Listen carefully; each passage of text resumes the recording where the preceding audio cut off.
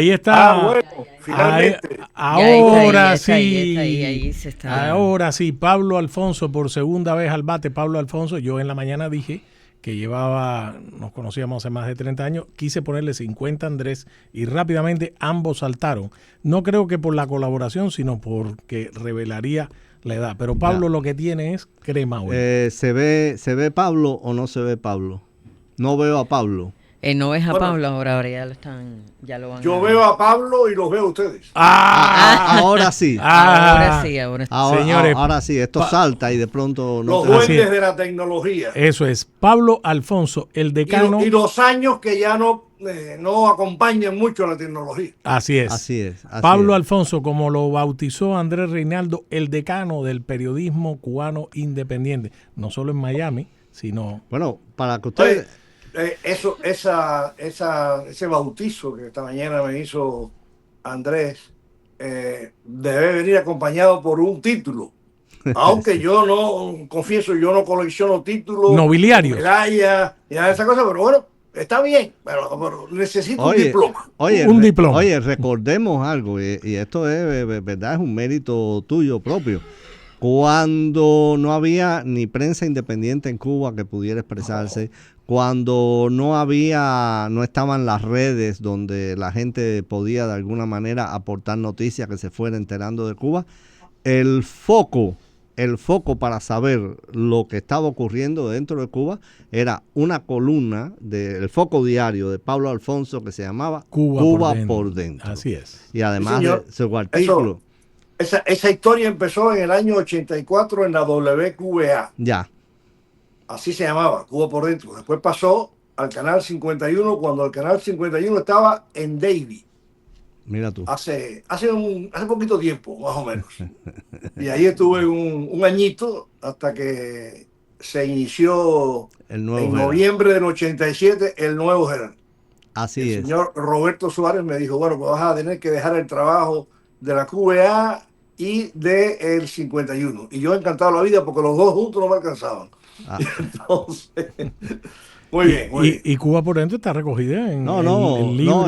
Y además de eso, Pablo tiene en su haber innumerables reportajes importantes sobre la situación cubana, sobre la situación de la oposición dentro y fuera de Cuba. ¿No vas a publicar esos reportajes nunca? Mira, no son míos. Tienen el copyright de... pero te pueden autorizar. ¿Tú estás seguro? Sí, yo creo que sí. Bueno. Sí, en un momento determinado, pero...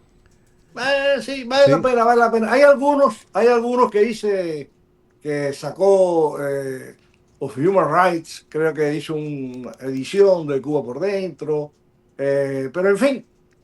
Mira, así es. A mí me gusta ahora, ya yo estoy en la etapa, te lo dije el día pasado, de mirar a los toros desde las barreras. Claro. Aunque últimamente lo que estoy mirando es un poco de payaso en el escenario, pero no importa. De todas maneras, estamos bien, formamos parte del entorno, todos. Claro.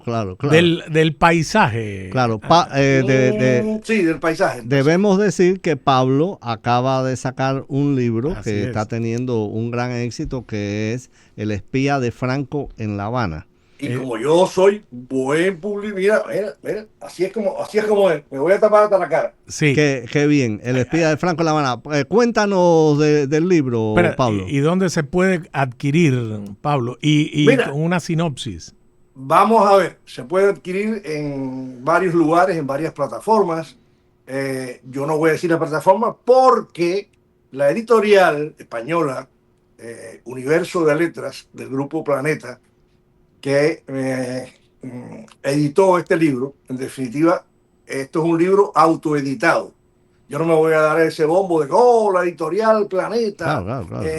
No, es un cuento. La editorial Planeta, como todas muchísimas editoriales hoy en día, el mundo editorial, igual que el mundo periodístico, está en crisis y no te publican un libro si no van al seguro. Se lo publican, o se lo publicaban, al señor Vargas Llosa, y no solo eso, los grandes ya establecidos. Claro, y no solo eso, sí, porque tengo experiencia de amigos a los que les está pasando eso. Si te lo publican, si te lo publican, tienes que enfrentar la presión de un batallón de editores y correctores que te dicen, cambia esto, quita lo otro, esto no le va a gustar a los chinos, esto no le va a gustar a los hombres bajitos, esto no le va a gustar a los que han perdido una oreja, y cuando sale el libro, ya no es tu libro.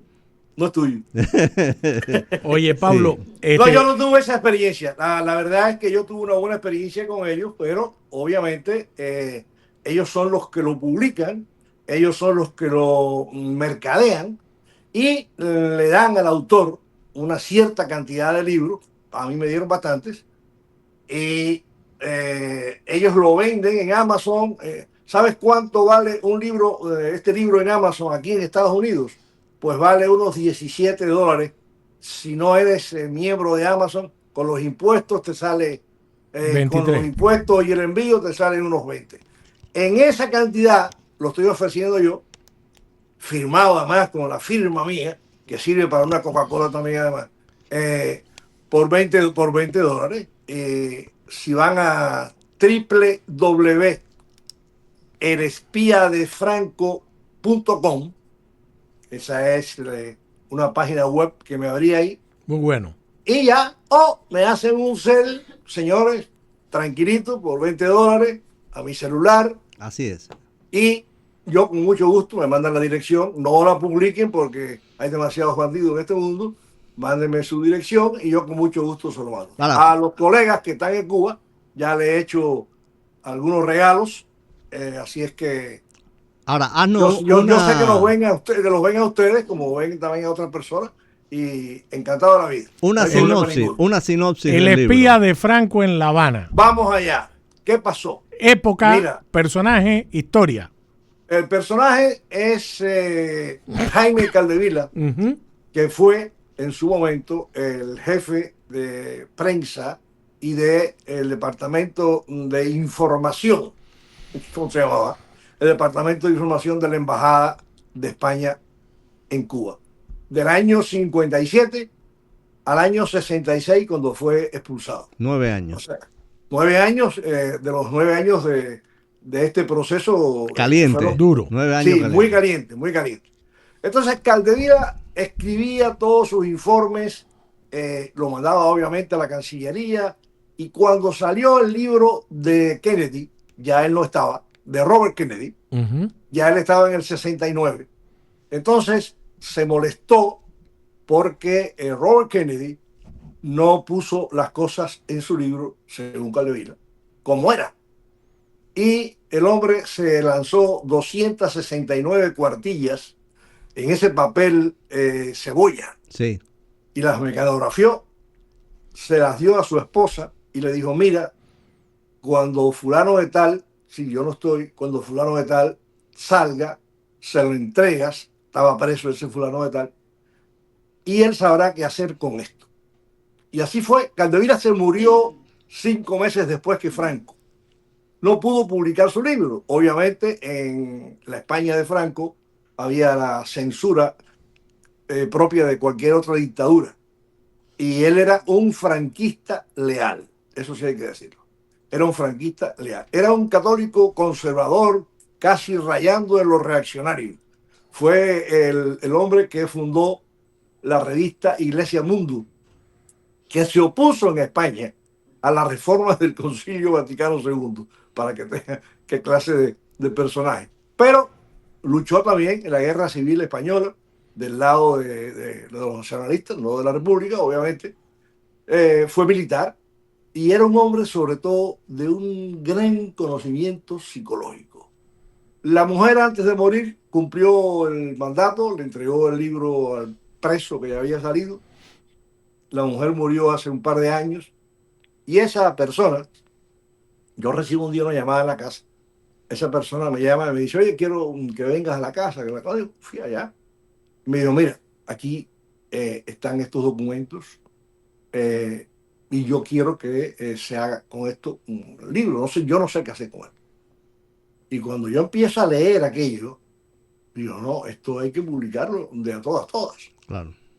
¿Cómo se va a hacer? Bueno, pues Mira, se pasó mucho trabajo. Hubo que ir, esas páginas no se podían de ninguna manera, no se podían escanear, porque se rompían. llevaban 60 años guardadas. No están en mi casa, señores, pero no se embullen, no están aquí. Sí. Ya no están. Ya no están. Sí, o sea, fíjate lo que dijiste, ya no están. A los compañeros de la seguridad del Estado. En Miami. Compañeros de la seguridad del Estado, ya se lo he dicho en otras ocasiones, no se empeñen. No se empeñen. Aquí lo que tengo es una fotocopia mal hecha ahí en una compañía, porque no tengo ni printer para que no haya problema. Claro. Entonces, hubo que fotografiar página por página y aquellas fuentes, los tipos de aquella máquina de Olivetti, que eran unas Olivetti que portátiles, no son las fuentes de hoy. Cuando se transformó todo aquello en PDF y de PDF se llevó a Word, todo aquello se volvió loco y las letras se saltaron. Bueno, el mar. De eso hace 2 años. Tuvimos 2 años trabajando, y digo tuvimos porque le pedí ayuda en un momento determinado a Wilfredo Cancio para que me ayudara en ese trabajo del libro grande, que todavía se está haciendo. El grande. Ya. El grande, el que va a salir, el que tiene las 269 cuartillas. En vista de que el plan era publicarlo el año pasado, y no se pudo, sencillamente por razones técnicas de trabajo, y por razones también de peso. Entonces, de dólares, quieres decir, monetarios. Sí, de pesos, de pesetas, de euros. Dije, bueno, vamos a hacer una cosa. Yo voy a publicar por mi cuenta este ensayo, lo publiqué yo, es mío, que se llama así, porque algo hay que publicar. ¿Qué hice? Cogí las partes que a mí me parecían más importantes de las 269 cuartillas, de lo que había dicho Capdevila, y las contrasté con los documentos desclasificados secretos de último momento para ver la credibilidad de aquello que contó Capdevila hace 62 años. ¿Te refieres a los documentos de Kennedy? A los documentos de Kennedy. Que Trump ordenó la desclasificación de las 10.000 que ordenó la desclasificación. Eso es. Seguimos, vas bien. Sí. No hay problema ninguno. Entonces, no solamente Trump, estaba ya también muchos documentos desclasificados que estaban en el centro de Harvard, en el centro de Harvard de estudios sobre Cuba. Bueno, y así yo dije, bueno, aquí hay credibilidad, habían cosas importantes. Mira, lo primero que hay que decir del libro es que Capdevila fue el primero que descubrió la llegada de armamento nuclear a Cuba, de cohetes de mediano alcance en mayo del 61 a Cuba. Y en honor a la verdad, como él lo narra en el libro, no fue él quien lo describió, fue un español que llega a la Embajada de España a enviar una carta a su familia en Oviedo, y le da la carta a leer a Capdevila y dice, mira, yo quiero que esta carta. Capdevila la lee y la parte le decía, bueno, por aquí hay cosas raras, porque eso era por el puerto de Marietta. Han estado llegando barcos y están desembarcando unos tubos grandes, como si fueran palmas. Entonces, y los llevan de noche. Y eso fue en mayo. Y Capdevila dice, puesto inmediatamente a investigar, se pone a investigar su aparato se había hecho una red de investigación. Sí, además, Capdevila debía estar en contacto con los servicios españoles, eso no cabe la menor duda. Hombre, figúrate, él estaba en contacto con el Servicio de Información Diplomática, el Servicio de Inteligencia Diplomática. Claro. Él dice que él no es espía. Hombre, no, él no es espía, él no espiaba cosas militares, pero informaba todo. Claro. Entonces, manda esa información, pero la verifica antes de mandarla.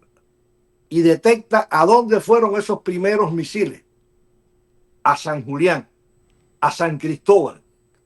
Y empieza a caerle atrás a cada una de ellas así sucesivamente. En un momento determinado, ya Capdevila tiene localizadas 14 bases nucleares. En Cuba, en Pinar del Río, etc. En Pinar del Río, en Remedio, en Holguín. Es increíble. Increíble. Y eso es cotidianamente, él va, es como un diario. Él va narrando, entonces recoge todo eso. Obviamente esos son los informes que él mandaba para España. Ahí te tengo una pregunta. ¿Por qué Franco no comunicó eso a Estados Unidos? ¿O lo comunicó, no lo comunicó? Mira, no lo sabemos. Esa era la pregunta central, porque yo cuando tú me empezaste a contar del libro, que te hice esa pregunta, Sí. También recuerdo que te pregunté hace unos meses si por casualidad Franco o Capdevila haya trabajado para algún tercer gobierno, no se lo comunicó, por ejemplo, a la inteligencia británica. No creo, porque él habla en el al libro MI6. que en un momento determinado él se reunió con algunos embajadores y personal de esas embajadas, él dice cuáles, y para compartir información. Y algunas de ellas ya en el 62, en agosto del 62, septiembre del 62, habían informado a sus respectivos gobiernos de ese movimiento militar en Cuba. Entre ellos estaba el de Inglaterra, estaba el de Francia y el de Alemania. Hay que decir una cosa con toda crudeza, que Capdevila llega a hacer un análisis tremendo desde el punto de vista psicológico de Castro y lo retrata.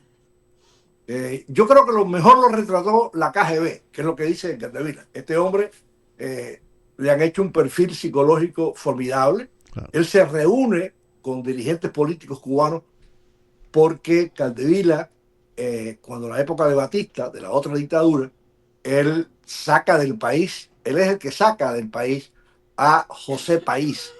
Ya, el hermano de Frank. El hermano de Frank. Él es el que lo saca, va a Santiago, lo recoge. Y saca también a algunos dirigentes políticos importantes. Y sigue manteniendo relaciones con ellos después. Es más, las medicinas que usó la mamá de Raúl Castro las consiguió Capdevila en Miami y las llevaba para allá. O sea, él tenía buenísimos contactos dentro del gobierno y tenía acceso a mucha información. Hay una cosa que él dice que a mí me tocó duro, por ejemplo, cuando él dice, bueno, él se reúne con un grupo de funcionarios del gobierno y le dice, le está pasando a ustedes lo que nos pasó a los españoles cuando la República, que los soviéticos se apoderaron de la República y terminamos fajados todos, porque se robaron el cambio republicano. A ustedes los soviéticos le están robando la revolución. Y ellos no lo creyeron. Yeah. Le dijeron, no, eso no puede ser. Entonces Capdevila les muestra el pacto secreto, y él da nombres, no lo voy a decir, búsquenlo en el libro, él da nombres. Capdevila le muestra a alguien el pacto secreto, porque si no veo ese pacto secreto no lo puedo creer. Y Capdevila le muestra el pacto secreto firmado entre Mikoyan y Fidel Castro en febrero de 1960, cuando Mikoyan va a Cuba por primera vez. Que va a la feria, me acuerdo, va a la feria soviética. Sí, que va a la feria. Perfectamente. Una feria industrial. Exactamente. Entonces, ahí se firmó un acuerdo comercial, pero ese acuerdo comercial tenía una cláusula militar secreta. Claro, el acuerdo comercial es la pantalla del otro acuerdo. Exactamente, y entonces este embajador, que fue después nombrado embajador, le dijo, si no lo veo, no lo creo. Entonces, Capdevila se lo enseña, el hombre se queda frío, se va a cumplir su trabajo de embajador y no regresó más a Cuba. Sí. Entonces, no regresó más a Cuba. Dejó algunos pendientes, pero bueno, eso forma parte de la historia. Pablo, ahí y él dice que la KGB estudió tan bien el perfil psicológico de Fidel Castro que todos los que han dicho que Castro mintió en la Sierra Maestra, que siempre fue comunista, que los norteamericanos tuvieron la culpa de que la revolución cubana, que tenía un proyecto nacionalista, democrático, de retorno a la constitucionalidad cubana, se desviara fue culpa de Estados Unidos, porque Estados Unidos no entendió el proceso. Falso. Falso. Totalmente. Falso. Falso. Fue una estrategia bien desarrollada de la KGB que conoció la personalidad de Castro. Un hombre que no le importaba ni la revolución, ni el bienestar del pueblo, ni la soberanía nacional, le importaba él. Capdevila dice, Castro es el primer fidelista que hay en Cuba. Sí. Y eso es lo que él va a salvar. Él no quiere hacer un proceso democrático. Claro que no. Pablo, tiene que rendir cuentas en un momento determinado. Pablo, sobre esa misma hebra, porque has tocado hoy de tu libro 2 puntos. El tema de los misiles nucleares en Cuba que desataron la crisis de octubre de 1962 y ahora que empiezas a hilar sobre el tema de la personalidad de Castro y la KGB, en tu libro también aparece el episodio o el principio del episodio de la que se ha dicho de que si Castro se molestó después que se llegaron los cohetes y que entonces quiso ir por su propia vía y que hubo una ruptura con los soviéticos. Y tú explicas muy bien en tu libro el tema de digamos, el núcleo que el aparato soviético fue haciendo Él tuvo 2 problemas con los soviéticos. Vale, primero, venga. porque él sabía que los soviéticos lo iban a usar. Ya, claro. Lo estaban usando. Pero él también, a su vez, estaba usando a los soviéticos. Claro, él trató de usarlos a su modo hasta que se le cayó la zafra del 70 y ya tuvo que morder la soga. Ahí está. Sí. Ahí está. Vamos Entonces, un momento, perdona Pablo, vamos un momento a una pausa y regresamos enseguida.